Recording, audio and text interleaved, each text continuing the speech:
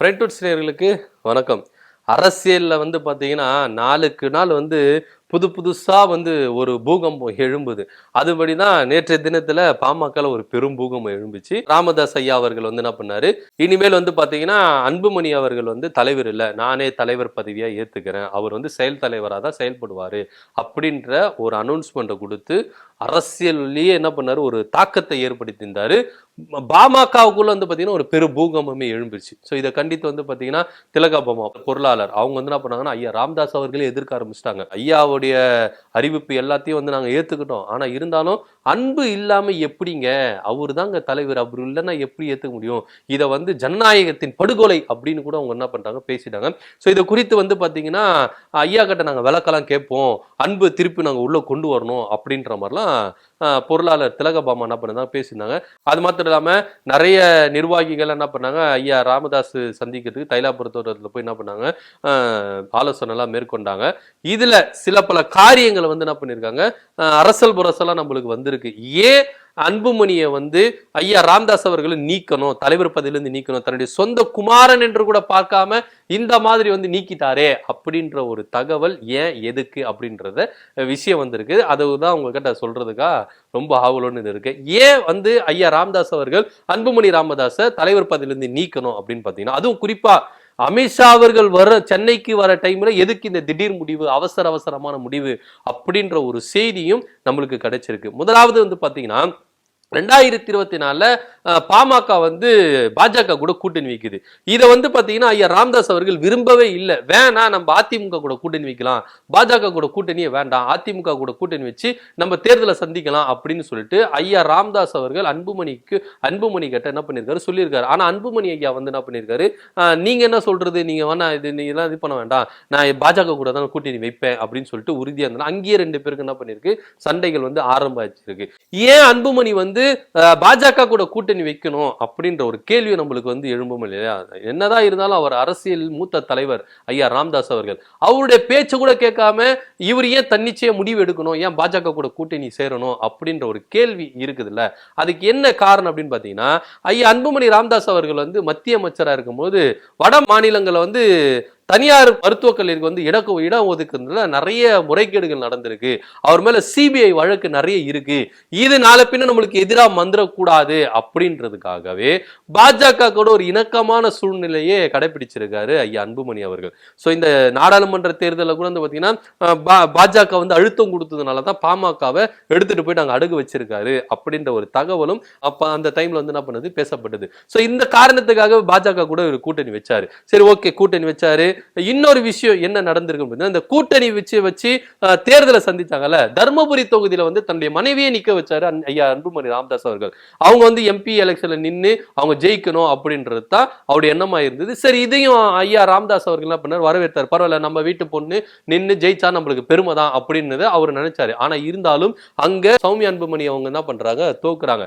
இதை பாத்தீங்கன்னா ஐயா ராமதாஸால ஏத்துக்கவே முடியலையா.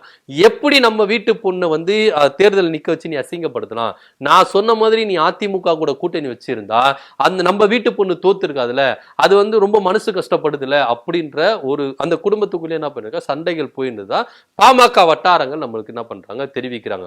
சோ இதனாலேயே பாத்தீங்கன்னா ஐயா ராமதாஸ் அவர்கள் அன்புமணி மேல ரொம்ப கோபமா இருந்தாலும், நம்ம வீட்டு பொண்ணை தோக்க வச்சிட்டியே அப்படின்ற ஒரு கோபத்தை பாத்தீங்கன்னா வெளிக்காட்டியிருந்ததாகவும் நம்மளுக்கு செய்திகள் கிடைச்சிருக்கு. சோ இது மத்தியில பாத்தீங்கன்னா, இப்போ 2026 எலெக்ஷன்ல பாத்தீங்கன்னா ஐயா ராமதாஸ் அவர்கள் என்ன சொல்றாருன்னா, அதிமுக கூட தான் கூட்டணி வைக்கணும், அது எம்பி எலெக்ஷன் ஓகே, நம்ம பாஜக கூட கூட்டணி வச்சு தோத்துட்டோம், ஓகே, எல்லாம் முடிஞ்சிச்சு, இதுக்கப்புறம் இங்க சட்டமன்ற எலெக்ஷன்ல அதிமுக கூட கூட்டணி வைக்கலாம், நம்மளுடைய எம்எல்ஏக்கள் எண்ணிக்கையை அதிகப்படுத்திக்கலாம், கட்சி இன்னும் பலப்படுத்தலாம் அப்படின்ற ஒரு காரணத்துக்காக அன்புமணி கிட்ட என்ன சொல்லியிருக்காரா, அதிமுக கூட கூட்டணி வைக்கலாம் அப்படின்ற ஒரு எண்ணத்துல தான் அவர் இருந்திருக்காரா. ஆனா அன்புமணி என்ன சொல்லியிருக்காரு, இல்ல பாஜக கூட தான் கூட்டணி வைக்கணும் அப்படின்னு சொல்லிட்டு. இப்ப அமித்ஷா அவர்கள் வரப்போறாருல, இந்த டைம்ல ஏன் ஐயா ராமதாஸ் அவர்கள் இந்த அவசர முடிவு எடுத்து தலைவர் பதவியை புடுங்கணும் அன்புமணி கிட்ட இருந்து அப்படின்னு கேட்டோம்னா, ஒருவேளை அன்புமணி அவர்கள் தலைவராக இருந்தா, பாமக தலைவராக இருந்தா, அமித்ஷா அவர்களை சந்திச்சு கூட்டணி இறுதி பண்ணிட்டா அதுக்கப்புறம் நம்ம ஒண்ணுமே பண்ண முடியாது. ஏற்கனவே பாமக மேல ஒரு பரவலான ஒரு தவறான ஒரு கருத்து இருக்கு. பாமக கூட்டணி தேர்தலுக்கு படி கூட்டணிக்கு ஏற்ற மாதிரி, ஏதாவது காசுக்கு ஏற்ற மாதிரி கூட்டணி போயிரும் அப்படின்ற ஒரு பரவலான ஒரு பேச்சுகள் இருக்கு. இதன் மத்தியில பாஜக சேர்ந்த அமித்ஷா அவர்களை சந்திச்சு கூட்டணி இறுதிப்படுத்திட்டா அதுக்கப்புறம் கூட்டணியிலிருந்து வெளியே வந்து திருப்பி அதிமுக கூட கூட்டணி வைக்க முடியாது, அது வந்து இன்னும் நம்ம பேரு கெட்டு போயிரும் அப்படின்ற ஒரு தகவலை ஐயா ராமதாஸ் அவர்கள் நினைச்சுதான் அமித்ஷா வருகைக்கு முன்னிட்டு வந்து பாத்தீங்கன்னா அவசரமா இந்த முடிவு என்ன பண்ணிருக்காரு, அன்புமணி கிட்ட இருந்து தலைவர் பதவியை பிடுங்கி இருக்காரு. சோ ஏற்கனவே இவங்களுக்கு வந்து இந்த கோபத்தின் வெளிப்பாடுகள், குடும்பத்துக்குள்ள நடந்த சண்டைகள், அது வந்து பாத்தீங்கன்னா பொதுக்குழுல வந்து வெளிப்பட்டது. தன்னுடைய பேரனை வந்து தன்னுடைய பேரன் முகுந்தனை வந்து மாநில தலைவரா கொண்டு வரணும், இளைஞரணி மாநில தலைவரா கொண்டு வரணும் அப்படின்னு ஐயா ராமதாஸ் அவர்கள் நினைச்சாரு. அது முடியாம போச்சு. அன்புமணி ராமதாஸ் அவர்கள் முட்டுக்கட்டையா இருந்தனால அங்கேயே வந்து என்ன பண்ணிச்சுன்னா பெருசா பூகம்பம் வெடிச்சது. அது அப்படியே என்ன பண்ணாங்க, மூடி முழுசா மறைச்சாங்க. ஆனா இப்போ ஐயா ராமதாஸ் அவர்கள் தன்னிச்சையா முடிவு எடுத்திருக்கிறாரு, அன்புமணியை தலைவர் பதவியில இருந்து தூக்கி இருக்காரு. சோ இந்த காரணங்களால தான் பாமக அதிமுக கூட கூட்டணி நிக்கணும், பாஜக கூட கூட்டணி கூடாது. அன்புமணி வந்து பாத்தீங்கன்னா ரொம்பவே வந்து என்ன பண்ணிருக்காருன்னா தன்னிச்சையான முடிவெல்லாம் எடுத்திருக்கிறாரு. இது போக அன்புமணி அவர்கள் என்ன சொல்லியிருக்காருன்னா ஐயா கிட்ட, ராமதாஸ் ஐயா கிட்ட என்ன சொல்லியிருக்காருன்னா, நான் தலைவரா இருக்கேன், ஆனா இருந்தாலும் நீங்க எடுக்கிற முடிவு தான் என்ன பண்ணிருக்கு வெளியே வருது, நீங்க சொல்றதுதான் பெரும்பாலுமா இது பண்றாங்க, கேக்குறாங்க, என்ன வந்து ஒரு டம்மியா ஒரு போஸ்டிங் தான் தலைவர்ன்ற போஸ்டிங் வச்சிருக்கீங்க அப்படின்றது குமிரி இருக்காரு. சோ இந்த குமுறெல்லாம் கேட்ட ஐயா ராமதாஸ் அவர்கள் என்ன பண்ணிருக்காரு, சரி ஓகே நீ குமுற வேண்டாம், தலைவர் பதவி நானே எடுத்துக்கிறேன், நானே நிறுவனர் நானே தலைவர் அப்படின்னு நானே எடுத்துக்கிறேன், நீ வந்து செயல் தலைவராக இரு அப்படின்னு சொல்லிட்டு என்ன பண்ணிருக்காரு, ஒதுக்கி வச்சிருக்காரு. இதை கண்டித்து திலகபாமான்றவங்க என்ன பண்ணிருக்காங்க, ஐயா அறிவிப்பை எதிர்த்து என்ன பண்ணிருக்காங்க, ஒரு அறிக்கையை ஒன்று ரிலீஸ் பண்ணியிருக்காங்க. அது மாத்திரம் இல்லாம தைலாபுரத்துல வந்து பாத்தீங்கன்னா 2 பிரிவினருக்கும் சண்டை வந்திருக்கு. ஐயா ராமதாஸ் அவர்கள் பிரிவினரும் அன்புமணி ராமதாஸ் அவர்கள் பிரிவினர் 2 பேரும் என்ன பண்ணிருக்காங்க, ஆர்ப்பாட்டங்கள் கோஷங்கள்லாம் எழுப்பியிருக்காங்க. 2 பேருக்கு கொஞ்சம் வாக்குவாதம்லாம் நடந்திருக்கு.